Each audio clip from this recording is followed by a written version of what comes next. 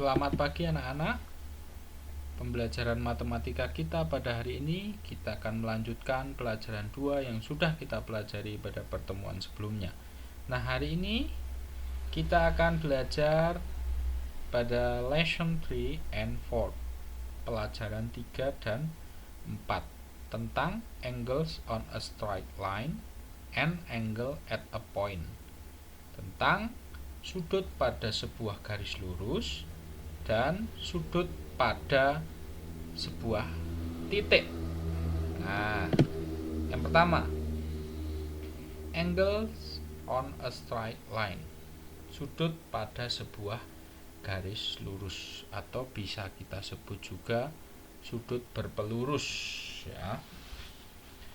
Nah, pada pertemuan pertama tentang sudut, kita sambil mengingat-ingat definisi tentang sudut itu adalah dua garis yang saling bertemu pada sebuah titik. Nah, seperti ini. Nah, ini yang dinamakan dengan sudut. Contoh di sini ada besar sudutnya adalah 45 derajat. Nah, ketika salah satu garisnya berputar seperti ini, besar sudutnya akan berubah. Ya, bisa lebih besar atau bisa lebih kecil. Nah, ini jadi lebih besar, 90 derajat. Kemudian berputar lagi, tambah besar lagi menjadi 135 derajat. Kemudian ketika berputar lagi akan membentuk sebuah garis lurus. Nah, ini yang dinamakan angle on a straight line, ya.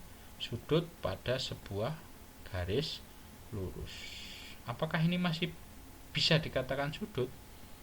Masih bisa, ya, karena definisinya adalah dua garis yang saling bertemu pada sebuah titik sudut. Nah, titik sudutnya ada di tengah titik itu. Nah, ini juga sudut. Nah, berapa besarnya kalau sudut yang ada pada sebuah garis lurus ini? Kita coba ukur menggunakan protektor, menggunakan busur, ya. Jangan lupa titik sudutnya kita paskan dengan titik pusat busur tersebut. Kemudian kita lihat skala, ya. Angka nolnya, coba kita lihat yang sebelah kiri saja. Sebelah kiri angka nolnya berada di skala luar, berarti kita bacanya harus di skala luar, ya. Berapa besar sudutnya? Skala luarnya 180. Jadi sudut berpelurus atau sudut pada sebuah garis lurus itu besarnya adalah 180 derajat. Angles on a straight line has 180 degrees, ya, pasti itu. Nah, berikutnya. Nah, misalnya seperti ini. Di situ ada sebuah sudut, nama sudutnya adalah sudut AXB, ya. X-nya ada di tengah, seperti yang sudah kita pelajari cara menamai sudut. X-nya ada di tengah. Nah, berapa besar sudut AXB tersebut?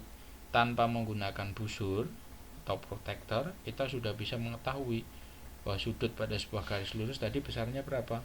180 derajat, ya. Berikutnya. Nah,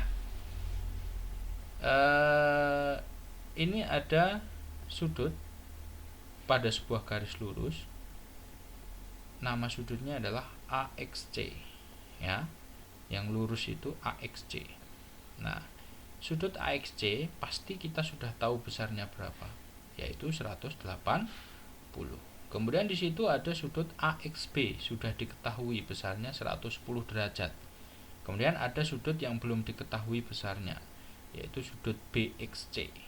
Bagaimana cara mengetahuinya tanpa kita menggunakan busur, ya?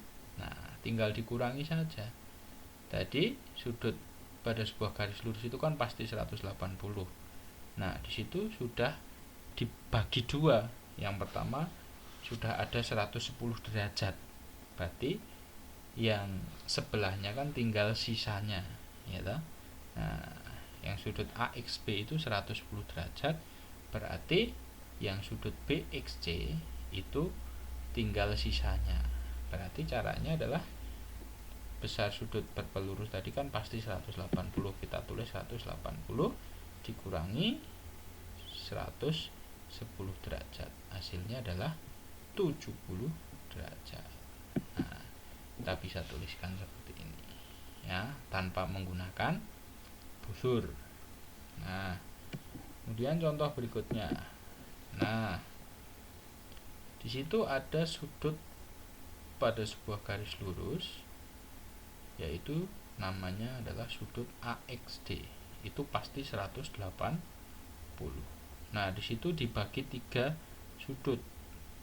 Sudah diketahui sudut AXB 30 derajat, sudut BXC 90 derajat, kemudian sisanya sudut CXD belum diketahui. Caranya bagaimana? Sama dengan yang tadi, tinggal dikurangi 180 dikurangi 30 derajat dikurangi 90 derajat, hasilnya adalah 60 derajat. Nah, mau dibagi 4 pun ya tinggal dikurangi, yang penting kita sudah tahu bahwa sudut pada sebuah garis lurus itu besarnya 180 derajat. Mau dibagi berapa, asal yang diketahui itu ada, kita bisa menghitungnya tanpa menggunakan busur. Paham ya anak-anak? Paham. Oke, berikutnya, nah, kita akan belajar tentang angles at a point atau sudut pada sebuah titik. Nah, contoh lagi ini, besar sudutnya 145, bergeser lagi jadi 90, berputar lagi menjadi 135 derajat, berputar lagi menjadi sudut pada sebuah garis lurus ya, sudut berpelurus atau angle at a straight line. Kemudian besarnya 180, kemudian berputar lagi semakin besar lagi. Yang dihitung itu yang ada lengkungnya itu ya anak-anak. Nah, kemudian bergeser lagi lebih besar lagi menjadi 270, kemudian bergeser lagi lebih besar lagi menjadi 315, kemudian bergeser lagi sehingga garisnya itu bukan hanya satu, tapi itu sebenarnya bertumpuk 2 ya, sebenarnya tetap 2 garis yang bertemu pada sebuah titik, tapi garisnya itu bertumpuk 2 ya, tumpuk 2, jadi tidak kelihatan terpisah. Nah, itu besar sudutnya adalah 360 derajat ya, jadi 2 kalinya sudut yang berpelurus tadi. Nah, kita sudah mengetahui bahwa ini adalah sudut satu putaran penuh atau sudut pada sebuah titik ya, angle at a point, angle that has 360 degrees. Nah, kalau kita sudah mengetahui seperti ini, caranya sama. Misalnya ada soal seperti ini. Nah, di situ ada sudut satu putaran penuh, sudut pada sebuah titik ya. Satu putaran penuh itu kita sudah tahu berapa tadi, 360 derajat. Nah, satu bagian sudah diketahui 135, berarti sisanya berapa? Nah, harus dilihat lengkungannya anak-anak ya, sisanya berapa? Berarti 360 dikurangi 135 derajat, hasilnya berapa? 225 derajat. Kita tulis tanpa menggunakan busur ya, kita bisa mengetahui besar sudutnya. Oke, contoh yang berikutnya. Nah, berapa sudut yang masih ada tanda tanyanya itu ya, berarti kita tinggal mengurangi saja ya, 360 total semua sudut satu putaran penuh dikurangi 90 derajat, kemudian dikurangi 48 derajat, hasilnya adalah 222 derajat. Kita tulis di sini. Nah, mudah ya anak-anak. Nah, itu pembelajaran kita tentang apa? Sudut pada sebuah garis lurus dan sudut pada sebuah titik. Jadi yang perlu anak-anak ingat, anak-anak harus ingat besarannya. Kalau angles on a straight line itu besarnya adalah 180 derajat.